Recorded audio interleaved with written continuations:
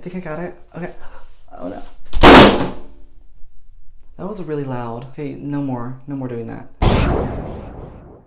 Hey everyone, my name's Austin. Welcome back to my channel. If you're new here, I upload videos whenever I feel like it. It's because of college and work, so cut me some slack, please. Alrighty. So what I'm doing today is kind of like a little overdue. I haven't done one of these in forever, considering this was like way back, almost like probably around the same time of year last year.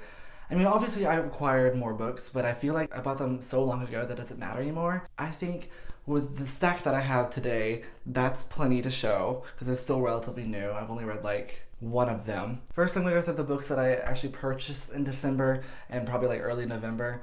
And then I'll just go to the books that I received from my wish list, which thank you guys if you sent me a book. I mean, that means a lot to me. And then I'll go to the books that I received Christmassy stuff-wise, like yesterday. Try to go on these, and like there's kind of a lot. There are 10 books. I've never held that many before. So, interesting. This is gonna be really fun. Bear with me. I'm gonna try to give my best synopsis of it in like the shortest period of time by reading the flap and then kind of just reciting it back to you. So, and I feel like most of these you guys already know. I think like one or two of them, like you probably haven't heard of. I don't know. I really don't know. So we're just gonna start because it's getting like kind of awkward and I don't know what to do myself. So the first book I have to show you is, I don't know if you've heard about this one before. It's kind of like really underrated. Sadie by Courtney Summers. Obviously, I'm joking because my humor is kind of failing at these days, honestly. Yikes. It is a young adult contemporary book about this girl who is mysterious. Actually, basically it's told in two types of narratives. You have just the regular prose narrative, and you have the other narrative, which is a kind of like a podcast, and it covers Sadie's life, and I'm really not that far into it. I'm like probably 100 pages into it right now. Sadie's sister was killed, and then she disappears shortly afterward, and so that's what the podcast is over.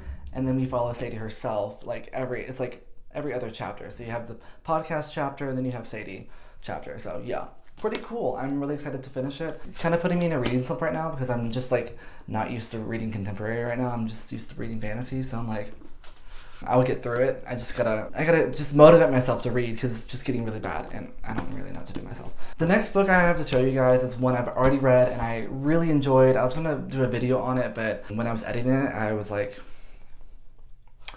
yikes. It was just a disaster, and I'm going to be blessing you by not posting that video. So there we go. This book is called Neverworld Wake by Marisha Pezzel. I'm horrible at pronouncing things. Pronouncing things. So this book basically follows this one girl, Beatrice. They call her B, and she has four other friends that she kind of like knew from high school. It's just really weird. But then her boyfriend dies, and they're ruling that as a suicide, but she doesn't believe that. So one day she goes over to her friend's like rich mansion, and something happens, which I can't really say, but basically time stops and they're kind of just stuck, and that's about it. Like I can't say anything else without spoiling it for you. So I'm pretty sure you've heard about this one because I'm pretty sure it's been a book explosion book of the month. But if not, I'm gonna look like an idiot, but I'm pretty sure it was. So we're gonna go with that. But if you haven't heard of it, pick it up. Honestly, like I read it within I'm a slow reader, but I still read it in 2 days, and it was really good. It was only like 320 pages. You'll be fine. And the text is like not very.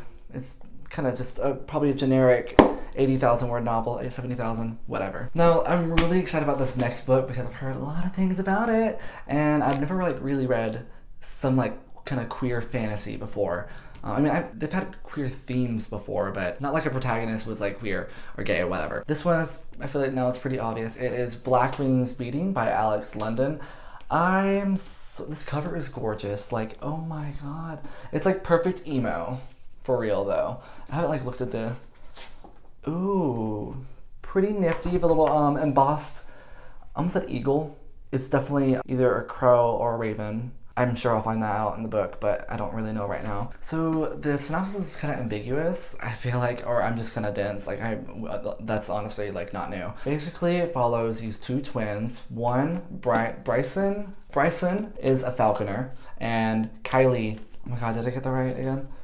Yeah, Kylie doesn't want to be a falconer, but something happens, and now they must go together and embark on this journey to basically just like he's gonna save the boy he loves, and she wants to atone from her past. I should have like actually honestly like looked at the synopsis, but basically it's just another fantasy. But like what's most important is that it is gay representation and it has a gay main character and it's fantasy. So I'm sold. I'm gonna read it regardless of what it is about. So that's probably not the best mindset to have about this book, but what are you gonna do? Because I don't know. Now this next book I've wanted for a long time, probably since like high school because it looked kind of cool. I've heard a lot of good things about it, but Dylan is reviewing, recommended it all the time, and I just had to pick it up. And when I saw it at Barnes & Noble, and it was in the hardcover, and it's so pretty. We Are the Ants by Sean David Hutchinson. Hutchinson, yes.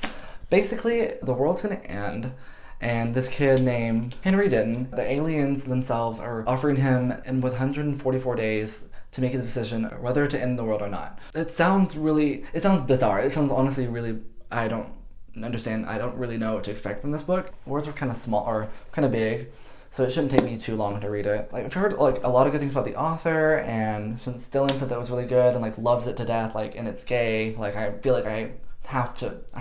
If I don't love it, I'm gonna be probably concerned myself, and I probably won't share that if I don't like it. Like so, if you see me posting about it within the next probably, I don't want to put a timestamp on it because like if it's like long past this video and I still haven't talked about it, I probably read it and then I didn't want to share my feelings about it because I didn't like it. But I'm hoping that's not the case because it looks pretty. What else can you ask for, honestly?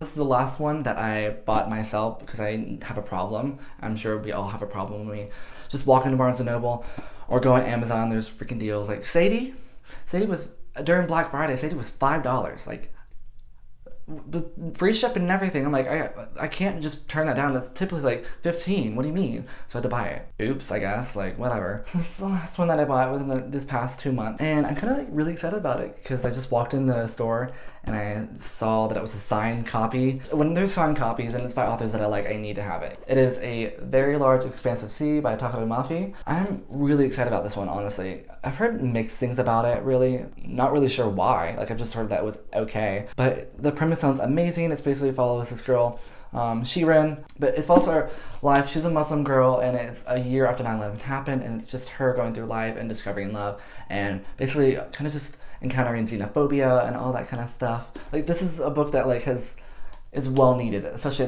at times like this where xenophobia is huge in the media. Read it. Eventually I'm going to get to Restore Me, but I've forgotten what happened in the Shadow Me trilogy, and so I'm going to figure out what to do. I'm not going to reread it because I don't have time to reread books. I can't reread books. Now, okay, I have like, this one was given to me by my parents this Christmas. I've been wanting it for so long because the premise sounds amazing. And that book is One of Us is Lying by Karen M. McManus.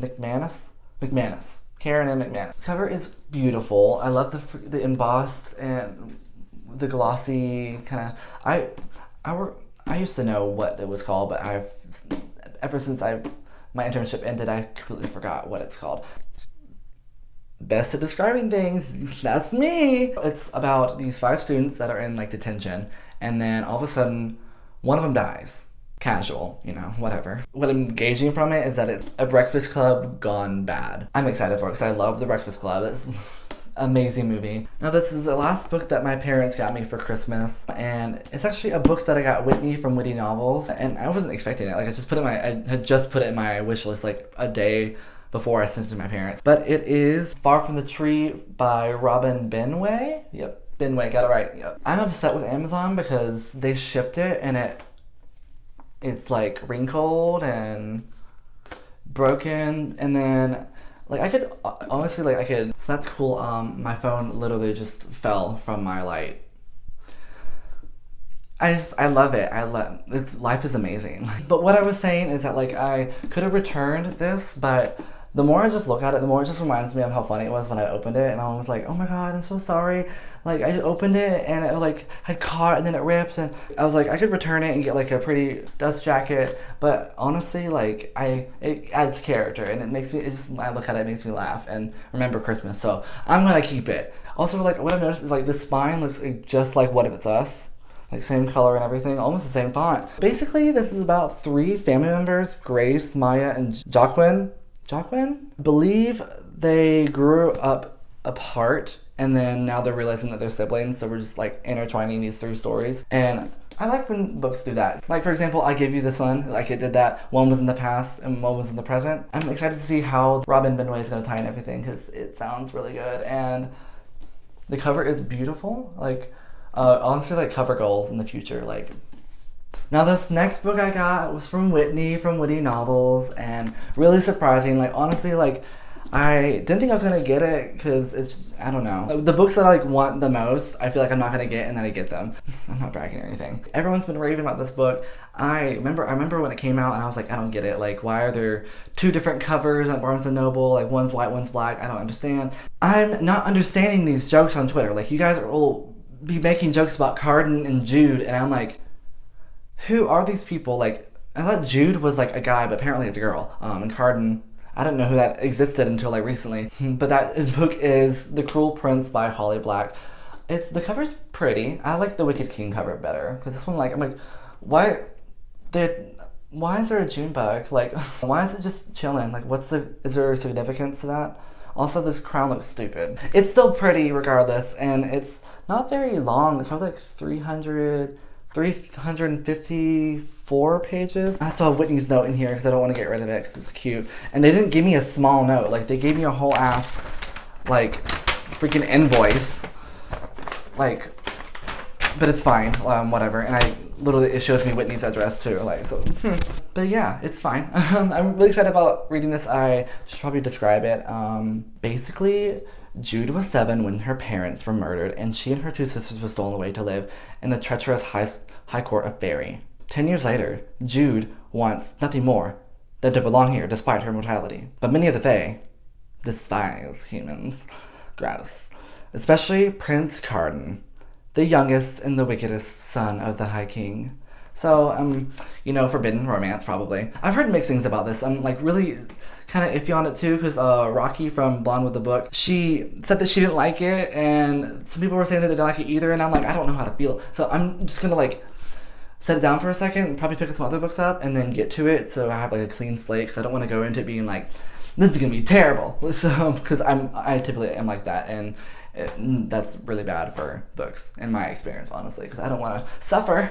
Like, I'm already suffering. I don't need any more, like, honestly. Now, these last 2 books are from the same person, and I'm so excited about them, because they both have been ones that I've been wanting for years. Leanne Slitt sent me these 2 books, and total surprise. It was weird, too, because, like, when the package came in, there was no note, and I'm like, surprise, but who is this from? Like, Amazon's, like, really bad. I don't know what it is, what they have against me, but once they effed up Whitney's note, and then they didn't send Leanne's note with mine, so cool. The first book is Every Heart a Doorway by Shannon McGuire. It's about, like, kids who, like, can, like, travel. No, they disappear under the right conditions and go through, like, little crevices, and I'm pretty sure it's, like, a different world they go to, and it's honestly very short. Like, I didn't think it's gonna be this tiny, but it's like, it's not even 200 pages. Like, okay, novella. It should be easy to read these. I could read this in a day, so I need to, like, hopefully I like this one and I can buy the other 2 or 3, and the last one she sent me was Vicious by V.E. Schwab. I'm so excited about this one. I like this cover way more than the original cover. It's so aesthetically pleasing. Like, the premise is just like these Victor and Eli, they start off as college roommates, and eventually they are, like, basically super villains, or they're villains, aren't they? But it's from the Villains universe, so I'm assuming they're villains, but they hate each other. They're arch enemies. I'm pretty sure they're gay too, so even better. So I'm gonna get to this very soon. I'm pretty sure I'm gonna like it because I love her writing. Those are all the books I have to show you today. That was a lot. Obviously, I'm not gonna finish these by the end of the year because I'm still on Sadie, and I've been reading Sadie since, like, the middle of December. I mean, I got other stuff for Christmas too. Like, I got this shirt for Christmas. I got some really nice boots. I would show you, but I'm wearing them, so it's not really. I'm lifting my leg, and it's not really. No, I'm not flexible. I don't know if you caught that, but definitely not flexible. That's all I have to say today. I think I've done enough humble bragging, but I'm so excited about reading these books. Whitney and Leanne, thank you so much for sending these books to me. It made my heart just palpitate. No, not really.